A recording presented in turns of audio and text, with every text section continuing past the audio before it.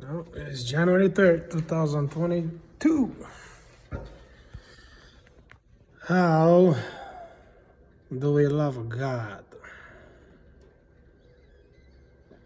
What do we mean when we say, or do we ever think about what does it mean when we say we love God, or what do we mean by it? What do I mean when I say I love God or when I love someone? What does it mean? Is it a feeling? What's the action that is representing that saying love, or the act of love?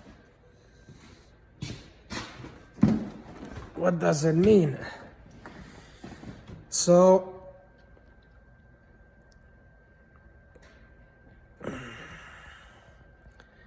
when I say that I love God, or when I say that I love someone, let's say my child or my spouse, that means that I'm giving something. It's an act of love. But to give something, I have to have it in the first place. That means I have to take it from somewhere, because I cannot make it. I cannot create it. I can put together a car. However, I'm not the one that created all the metals, iron, all the steel, all the minerals. I have not created them. But we can put them together, but we have to take them. So then, in order to give love to my spouse, I have to have it first. So I'm a cup, so to say, right? I'm an empty cup. She's an empty cup. How can I give something from an empty cup if I don't feel it first? So then I have to take from the source that makes it. And who is love? God says that God is love, because He's the one that gives it. He's the one that makes it. He doesn't need it. He's just the one that's giving it. So then I take it from Him, because we as a creation, we were made to use. We were made to consume, to eat. We are not made to create. We are the creation. So then, if I take it from God and I give it to my spouse or my kids or the neighbor or the stranger on the streets, which is my neighbor, then that act, it's an act of love. But if I take it from God, then when I give it, then it's nothing that I expect back in return, because it wasn't mine in the first place that I gave. But when I cannot make the difference where I give it from, if I think that I give it from me, then I expect something in return. That means it's not love. That's a selfish love, because I want it back. I want something in return. That's why I gave it in the first place. So then, if I say that I love someone by the act of giving, what does it mean when I say that I love God, when He doesn't need nothing from me?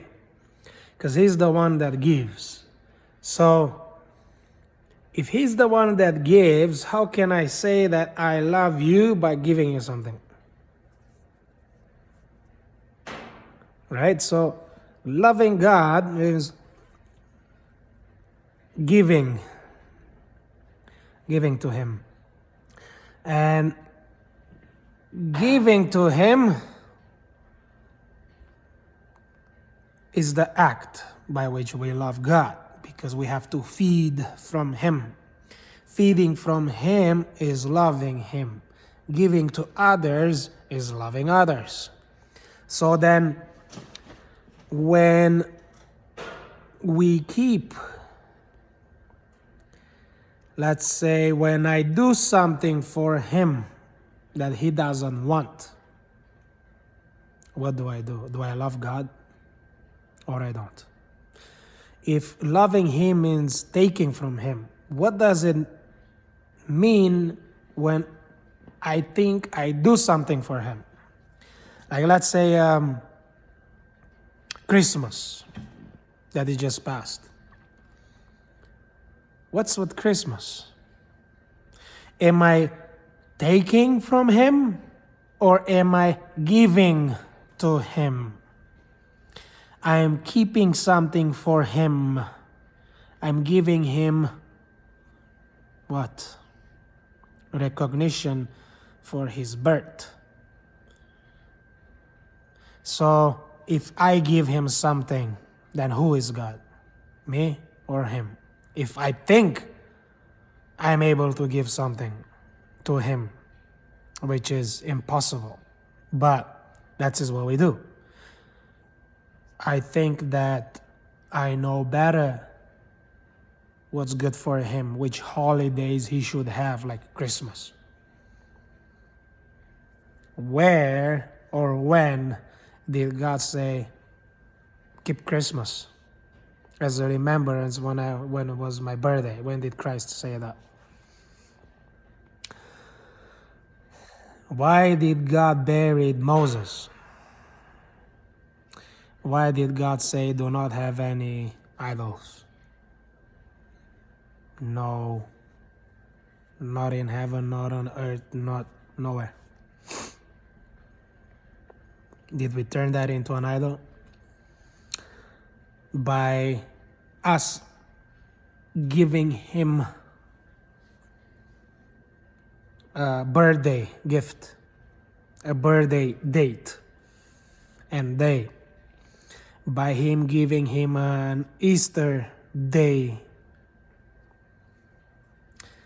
by giving him a worship day that he didn't call for. Like he called for his Sabbath, that he gave it, his seventh day. Then why do we worship on Sunday? Why do we think that we know better what's good for him than him? So when we give him Sunday,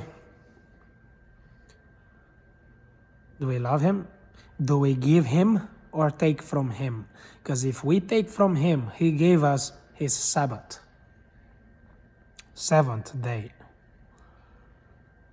So what does it mean? If I don't take, that means I don't love. If I give to him, that means I don't love him. If I take from him, that means I love him. So, do I take from him Christmas,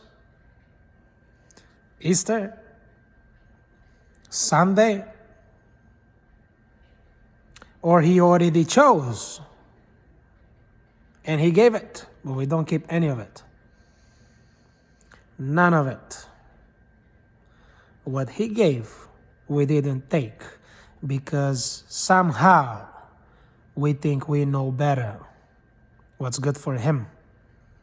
However, what he gave, his Sabbath, it's good for us.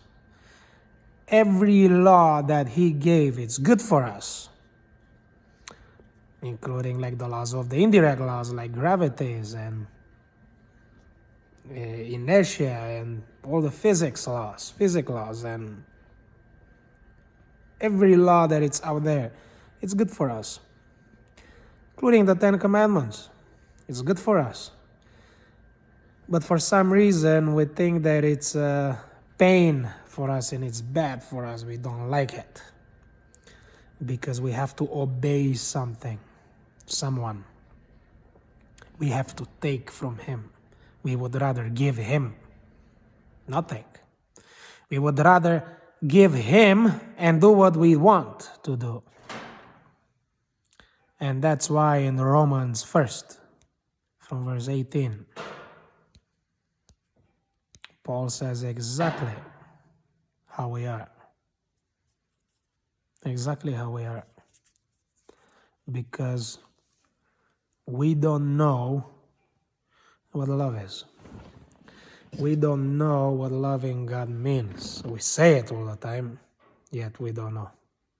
We don't know it. We cannot put it in practice because we don't understand it. And we don't understand it because we don't understand the laws. The laws are spiritual, not carnal. Why do we make them carnal? Why do we dismiss them? The laws are the only ones that points out the sin. It points out the fruit. The law is the one that points out. It's not the one that's judging. The one that gives the law is the one that's judging. The law just makes me understand and realize that I have a sin. Every time it happens, like for example, let's say lying. If I lie, the law is the one that says that you lied, and then I gotta solve it. I gotta realize the lie is there, and then I have to take it up with God. And it's the same thing with the speeding. The sign on the road is just the sign, is the effect of the law. But the law, the judge gives the law, and the law just tells me that I went over the limit. Like if it's 100 kilometers an hour speed limit, if I go over the limit, the law says I broke the law, and then I'm gonna get punished for it. But the law is not the one that's punishing me. The law just points out that I broke that law. And the judge is the one. The one that gives the law is the one that punishes you. The police officer is the instrument, the effect, the one that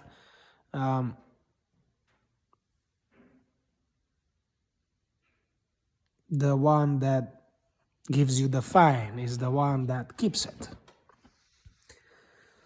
Is the effect that shows you, is the instrument that shows you that you broke a law. But the judge is the one that punishes you, because he's the one that gave that law. He's the only one that can punish you or not punish you, even if you deserve it. He may say, not today, next time. However, we are suffering indeed. And God said that my people are dying for lack of knowledge, or suffering because of lack of knowledge. And the lack of knowledge is we don't know how to love. We don't know what love is. We don't know how to relate to it. We make our own opinions. It doesn't mean it's true. The truth will never agree with me or with anyone else. The truth always stands by itself. And if we know what love is, would we be sick? Would we be depressed? Impossible. Impossible. So, love your God with all your heart, with all your strength, with all your soul, everything that we are. That's what God said. So it's a lot that we have to take from Him in order to love Him. A lot. Be blessed.